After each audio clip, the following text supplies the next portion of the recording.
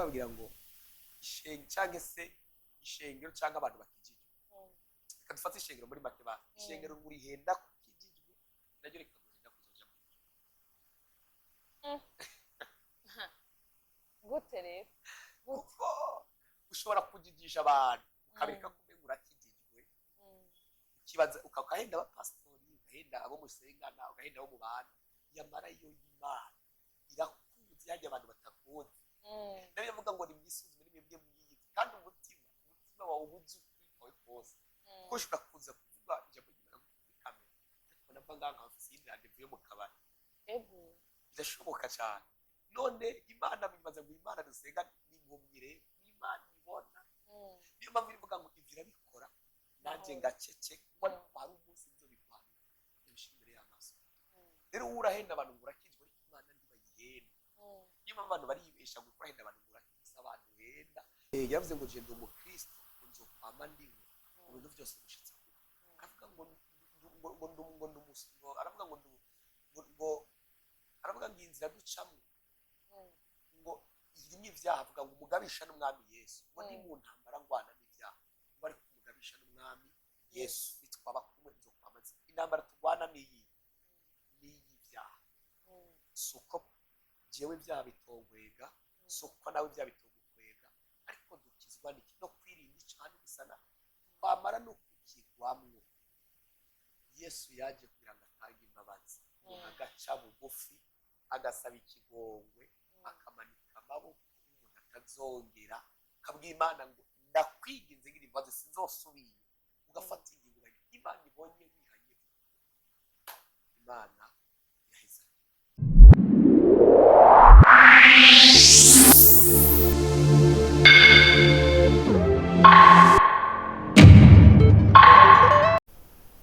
Shalom shalom muguwe neza bivanye naho muherereye. Yari Irembo Media isubiye kugaruka ubwanyu kuri mikro muri kumwe na Stephy Nkeshimana Diola, kuri kamera nayo iriko Trésor, kamera ya mbere iya kabiri iriko Monsieur Passy. Rero twari tuje mu kiganiro cacu arico ciwanyu aho tuje kuganira cyane ku ijambo rivuga ati mbega agakiza niki. Turi kumwe n'umuntu w'umwubahwa hagati yacu. Sishobora kumuvuga izina kubera ko arakuze arivuga kugira ngo mumenye. Reka ndabahe kaze abaramutse yongere anivuga izina cyane mwese no kudukurikirana abamugisha avuze ngo nivuge yitwa Evangeliste Ivan sanzwe ukora umurimo uvugabutumwa ishingiro biteni yakoze cyane. Wow, iri ngaha mu Burundi cyangwa iri hanze? Ngaha mu Burundi Bujumbura dukorera muri Rohero hafi ya Cafe Guma dukorera no muri Kinanira bye kuri 18 sino hagati mu gihugu. Wow, merci beaucoup, karibu cyane mu kiganiro cyacu. Ndibaza tugiye kurabira hamwe byinshi bivanye n'ico kiganiro cyacu. Mbega agakiza kuri wewe niki? wogisigura twebwe basi nk'abantu tudatahura agakiza niki mu majambo make yirambuye? Murakoze cyane. Agakiza ni ikigwa cyane kinyohera kumenya kugira ngo abantu benshi kuko abantu benshi agakiza barakitiranya. Agakiza mvuze mu magambo make nk'uko mubivuze, agakiza ni ingeso nziza cyangwa se cyo no kwita ingeso nziza, kugira imico myiza muri ubu buzima, muri urugendo turimo rwo kujya mu ijuru. Aho nagerageje kuvuga muri make definition y'agakiza ni imyitwarire y'umuntu cyangwa se ingeso nziza z'umuntu. Agakiza uvuze ngo ni imyitwarire myiza y'umuntu. Ari umuntu nawe acavuga ati none je ko nakuze ntajya mu byaha nk'uko basi abandi babivuga, ntakora ibitandukanye. Mu bisanzwe tuzi ngo ibyaha n'ibyaha ubusambanyi, kwiba, kujya kunywa urumogi n'ibindi bitandukanye. None umuntu atabikora naho yoca yishingira intahe yuko akijijwe by'ukuri. Agakiza kagize n'intambuko zitatu zikomeye udashobora gusigana iyo wabuze n'imwe. Agakiza nikaba kacuzuye neza. Bibiliya ivuga ngo umuntu yaturisha bakabona ubugingo. Iyo ni intambwe ya mbere, ni ukwakira Yesu nk'umwami n'umukiza ubugingo bwawe, kugira byo tuvyatisha. Hama wamara kwatura ko Yesu n'umwami n'umukiza mu bugingo bwawe, umutima wawe ukavyizera. Umaze kuvyizera bivuga ngo uyu muntu yizera acaronka ubugingo. Ariko hambavu yo kwizera urazi kwakurikizwaho kubatizwa. Izo ni intambuko za mbere, umuntu akabatizwa mu mazi menshi, hama akaba mu ishengero, akaba mu bantu bakijwe. Ariko hari intambuko abantu benshi birengagiza. Umuntu ugasanga yarakijijwe, yaratuye Yesu n'umwami n'umukiza, yarabatijwe, ariko ntiyigeze ahindura ingeso. Muri make agakiza no guhindura ingeso, guhinduka kw'ingeso ze. Rero iyo byo byose wabikoze ukabatizwa, ukaba mu ishengero, ukaba warakiriye, waratuye, ibyo byose ukabemwa, ariko ingeso zawe ntizigere zihinduka, nta gakiza umuntu aba yarakiriye. Ni ibyo ku munwa gusa, ariko agakiza ntitukarabira ku munwa gusa, kagaragarira mu bigaragara. Bibiliya bivuga cyane, sinzi ko twifashishije ijambo ry'Imana tukarisoma. Turashobora gusoma twese muri Matayo igice cyaho cy'indwi, Matayo igice cy'indwi, ubutumwa bwiza bwanditswe na Matayo igice cy'indwi, duhere ku murongo wa 16 twumve uko havuga. Niho habisigura neza ese agakiza ni iki. Duhere ku murongo wa 16 biravuga ngo, duhere naco haruguru gato ku 15, ijambo ry'umutwe rivuga ngo ubujyajya siko gutungana. Mwirinde abigira abavugishwa n'Imana, baza kuri mwebwe bambaye nk'intama, ariko imbere ari amabingira y'inkazi. Muzobamenyera ku byo bama. Mbega hari uwo kwama inzabibu, hari uwo kwamura inzabibu ku munyinya, cyangwa isikoni ku bitovu? Niko igiti cyiza cyose cyama ibyiza, ariko igiti kibi cyama ibibi. Igiti cyiza ntigishobora kwama ibibi, kandi igiti kibi ntigishobora kwama ibyiza. Igiti cyose kitama ibyiza kiracibwa kigaterwa mu muriro. Nuko muzabamenyera ku byo bama. Imana ishimwe cyane. Ijambo ribivuga neza cyane. Ese agakiza ukabona gute ku muntu? Umenya gute ko nakayakijije? Uyu munsi duhuye jewe ndakubwira ngo narakijijwe, duhura ariko ndaririmba mu kiro cyangwa ibikorwa by'Imana, ariko ejo handi tugahura ukabona afise byeri ndiko ndanywa byeri. Usura kuvuga ngo wa muntu arakijijwe? Cyangwa se tugahura ufise abamaraya nka babiri ntahanye muhira, babantu tubana, cyangwa urabasura kuvuga ngo wa muntu arakijijwe? Kandi ubwo narakiye Yesu umwami n'umukiza, naratuye, nabatijwe mu mazi menshi, wanashaka afite n'imirimo ngorera mu ishengero y'Imana. Aha rero birivuga ngo hari abazonza bigira bavugishwa n'Imana, bigira abantu bazi Imana, bazi iby'Imana, babizi, abana n'Imana. Ariko bivuga ngo muze mucunge neza, muze bamenyera ku mbuto bama, ingeso zabo. Ko birivuze ngo ntawo kwamura imbuto nziza ku giti kibi. Ubu ni wofata nk'amavoka muzoyamure ko pome, ivoka ryama ivoka, ipome ikaba ipome. Rero ingeso z'umuntu havanye izo ntambwe tugenda dutera mu kwa Kristo n'umukiza, igikurikira no guhindura ingeso. Iyo umuntu wese avuga ngo yarakizwa atigeze ahindura ingeso, nta gakiza akaba arimo. Murakoze cyane. Muravuze yuko gukizwa ari uguhindura ingeso, kandi gukizwa ari mu bisanzwe iyo kijijwe umuntu ategerezwa kugenda arahindura ingeso. None hari igihe umuntu usanga yakijijwe, ariko ugasanga ikintu cyari kimuboshe biragoye ko agiheba, mugabo ukadusanga a long time aragihebye inyuma y'iminsi runaka, mugabo urumva ntiyagihebye uwo munsi, ariko inyuma y'iminsi runaka yagihebye. None muri ico gihe ataragiheba, muri ico gihe ntaba yakijijwe, kandi aba yakiriye umwami Yesu nk'uko ubivuze cyane. Aho niho benshi twihembera. Gukizwa umuntu yakiriye Yesu umwami n'umukiza uyu munsi, ariko kubohoka n'urugendo. N'urugendo umuntu akora, umuntu ahita abohoka ubwo nyene. Ariko uko umuntu agenda yegera Imana, biravuga ngo ibyo mpemu yanga nivyo kameremere kacu kipfuza. Iyo umuntu afise ingeso yanze kumureka, cyangwa n'igihe umuntu ashira mu mwete kimbasi ndagiye, mugabe ejo akagikisanga, uwo muntu ikintu akwiye gukora, akwiye gusenga cyane, agashaka n'abakozi Imana bakamukurikira ibitsa deliverance, ababoshwe cyambere hari igihe babushwe n'akaranezi ugasanga ico cyane cy'akaranezi wabo cyangwa se cyari cyaramaze kumukoroniza mbere yuko aza mu gakiza kabona ko akiheba ariko umuntu akizwa akakigira n'umutwara akagisigara kandi akagira ko kwirinda kuko abakristo benshi Jesse nemeranya bari nk'umuntu aza amaguru mu cyago nakigiyemo gutu ntavyo nari biye bintu n'ikinyoma cyamba nta muntu n'umwe agwa mu cyaha giturumbu icyaha gihera mu mutima nimba ngomba kwiba haraza umutima uvuga muri bati iki kintu ndagitware ndakinyegeza nimba ugomba gusambana ipataro yikuramo ubwenge burimwo muri make ugahiga na strategy zose z'uburyo bugenda gusambana rero iyo utazi kwigarura cyangwa kwirinda niho benshi bananirwa kuvuga ngo yabihuye ndashobora kuba ufite telefone nkavuga ati uyu ni ndamamagaye ni wa mugenzi twara tunwana inzoga ntarakizwa akamara kumamagara tugicana ntitandukana ngo inzoga ahubwo ico cyankora mu kwirinda mbere ndamenye nakanya afise tuzobana n'ubundi munsi kuko ninamara gushika imbere y'iryo cupa ndabizi neza kutaza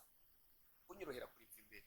rero ikintu ca mbere bakwiye kwirinda icyago cirinda mbere kitaraba kuko bivuga ngo nta kizoba ntiriya akabanga basavye banje ikintu cyose gihera mu mutima rero iyo uvuze ngo umuntu yoboka gute kugira ngo abe yarakijwe mugabo icaha bagumane naco icya mbere uwo muntu aca yisuzuma mbega agenda ashobora kwirinda ico caha iyo asanze atsinda naho agatsindwa arasenga cyangwa akabona bamufasha gusengira ngo abari iminyororo imuboshe kugira ngo Imana imuhore kandi uko umuntu asenga cane Imana atibuka kumuhora iyo minyororo iri kuboshe y'icyo cyaha akabaho witegeye numva kugira ngo nuko sawa murakoze cyane gusa hari akantu nciye niyumvira bon mu bisanzwe uvuze ngo gukizwa no guhindura ingeso nimba wari ufise ingeso zibi ugakora ingeso nziza hariho n'abandi usanga binjira muri ano ma eglise za Bon Berger irembo ry'intama amafekabu ahatandukanye mugabo ukasanga bon bavuga ati jewe ko nsengera muri Bon Berger jewe ko nsengera mu irembo ry'intama ko jewe nsengera hanye ndakijijwe mbega byoba bigarukira ngo nyine icyo abantu benshi bihembera nyamara je ndaba ko isengero zuzuye abantu yaba ariko twese twagiye mu ijoro turabiryoha ariko bibiri bivuga neza yavuze ngo muzamenyera ku byo baba tuzomenyera umuntu ko mu ijoro nta madini azobayo nta bote nta bomberije nta ijoro twese twitwa abana b'Imana tukitwa abakristo ni bya bindi birivuga ngo azobabwira ngo mviraho sinigeze bamenya ijambo rirantera ubwoba cyane sinigeze mbamenya umwe atinya wani ubundi igenda nari mfise ishingiro ryuzuye abantu gututamenye kubera ko cyangwa se nari umuririmbyi cyangwa nari umuririmbyi je narari muhumuri mukabikagenda naravuza ibyuma cyane nkaririmba abantu bose bagafasha ariko abantu turamenya gutandukana ingabire n'agakiza n'ibintu bitandukanye umuntu ashobora kuririmba neza umuntu ashobora kubwiriza ubutumwa neza umuntu ashobora kuba umuprofete umuntu ashobora kuba ari umupasitori ashobora kurira apotre cyangwa bishop none ni kangahe twuma tumva abapasiteri bafashwe basambana ni kangahe twuma tumva abapasiteri bafashwe bibye kubera iki ingabire wowe ufise cyangwa titre ufise mu rushengero ntacyo bipfana n'agakiza agakiza kaba indani mu muntu guhindura ingeso ziwe ariko benshi bazi ngo kuba mu madini kuba mu mashengero gukora ibikorwa by'Imana nibyo bizana agakiza nyamara si byo bizana agakiza kubera agakiza ni kwa guhindura ingeso igihe cyose waba uri mu ishengero ugakora ibikorwa by'Imana ukawumva ngo wewe ugiye ngo ni wo mudiniri ariko utabasha guhindura ingeso ziri muri wewe ngo ushike ku musaraba kuko bikwiriye ngo wuzuze inshingano zose z'agakiza benshi barihenda ngo barakijijwe ko inshingano runaka kwinjira mu nshingano z'ibyo byerekana agakiza kuko ndahamya neza ko hari abantu batajya mu rushengero batanaririmba baguma mu ngo zabo mugabo baguma mu ngo zabo umuntu akaguma muhira agasengera muhira ariko akaba ari umukizwa mwiza kandi atagenda kwimbere ngo aririmbe cyangwa ngo kuko nimba jewe tubana mu rugo ufata ari nk'umugore wanjye ni jewe mbanza agakiza k'umugore wanjye uko kameze kuko ni jewe tubana je n'ingeso ziwe abamubona hajya mu ishengero bazi ngo n'umuntu mwiza ariko kumbura uwo ugomba kukumenya wewe yobaza uwo mubana mu ingeso zawe nizo zerekana ko wakijijwe ijambo Yesu avuze ngo mviraho sinigeze mbamenya n'abantu bagumye bakorera Imana bari mu bikorwa by'Imana ariko ingeso zabo rero Imana natwe dusenga niraba inyuma niraba ngo waravuze ubutumwa cyane niraba ngo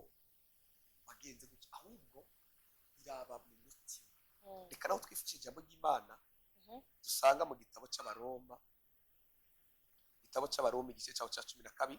dusome ku murongo wa mbere wumva uko havuga Abaroma igice cya 12 rero ku murongo wa mbere ijambo ry'umutwe rivuga ngo ubugingo bushasha n'umurongo wa mbere avuga ngo nuko bene data n'abahanura kubw'imbabazi z'Imana ngo mutange imibiri yanyu ibi bimaze byera bihimbara Imana niko kuyikorera kwanyu kogira ikimazi n'ibishushanwe n'ivy'iki gihe yamara muhinduke rwose mugize imitima misha kugira ngo mumenye neza ivy'Imana igomba nibyo byiza bishimwa bitunganye ndashaka duhagare ku murongo wa kabiri reka duhere kuri wa mbere ntacyo ngo imibiri yanyu ibi bimaze byera bihimbara Imana niko kuyikorera kwanyu kugira ikimazi bisigura ibintu byose wokora umubiri wawe wanduye cyangwa abamwicaha cyangwa abamengeso mbi ushaka ufasha ibimuga 200 ushaka usegera abagwayi bamuguruke ushake wambika abagenda gusa ushaka twubakira urushengero twebwe abo mu idini n'abo mu ishengero abapasiteri tuzogukomera amashyi bakubwira ati uzoja mu gikora twubakira urushengero ariko Bibiliya yo yivuga ngo ingeso zanyu nizaba zidatunganye ivyo mukora byose ni ubusa Imana ntiraba ibyo ukoresheje aya maboko iraba ibiri mu mutima indani ni ukuvuga dukwiye gukora imirimo y'Imana hari bivuga ngo mbe nimuzi ko imibiri yanyu ari zamwebuye mwemu y'Imana ba muri twebwe niyo mpamvu uravuze ngo imibiri yanyu bibi bimaze byera bihimbara Imana niko kuyikorera kwanyu nawe uzofata mishero ugatanga amashikanwa mu idolari ugatanga icyacumi mu madolari ukajya wambika abapfakazi bose bari mu ishingiro n'imfubyi wapfa ngaho kuca ugenda gusamba ukaca wigira mu bamara ukaja mu nzoga ibyo byose ishingiro rizogushimira ariko mu ijuru bizobihinda ubusa ko barabisize umuntu kuko arakantu ndababwira ngo cyangwa se ishengero cyangwa abantu bakijijwe reka dufate ishengero muri make ba ishengero ngurihenda kukijijwe naryo rikaguhenda kuzoja mu gute rero kuko ushobora kujigisha abantu ukabireka kumenga urakijijwe ukibaza ukahenda abapasitori ugahenda abo musengana ugahenda abo mu bantu yamara yo y'Imana irakuzi yajya abantu batakuzi nayo yavuga ngo nimwisuzume nimwebwe mwiyizi kandi umutima wawe ubuzi ukwiye kose kuko ushobora kuza kuvuga ijambo ry'Imana kuri kamera ariko nabwo ngaha nkafise iyindi randevu yo mu kabari birashoboka cyane none Imana bimaze ngo Imana dusenga n'impumyire n'Imana ibona niyo mpamvu ivuga ngo ivyo irabikora nanjye ngacece kuko hari umunsi nzo bikwana ibishimire y'amaso rero urahenda abantu ngo urakizwa ariko Imana ntibayihenda niyo mpamvu abantu baribesha ngo urahenda abantu ngo urakiza abantu henda ni wowe ubwawe wihenda kuko twebwe abakozi Imana duhenda ngo urakizwa tuzogusengera ati ndumiyangu uzoja mu ijuru zana amaturo wanashaka twirinde ariko mu ijuru ubusa bandikire 0 avuga ati yandi nzogera byo Yesu avuga ngo sinikuze kandi bajya abantu Yesu yabwiye ngo sinigeze bamenye wamwishuye ngo none ngo ntiwigeze utumenya ngo kandi twaravugishwa mu izina ryawe ngo twakora ibimenyetso n'ibitangaza mu izina ryawe ikintu cyane bwa muri iri jambo Yesu ntigeze bakanira ngo ntabitangaza bakoze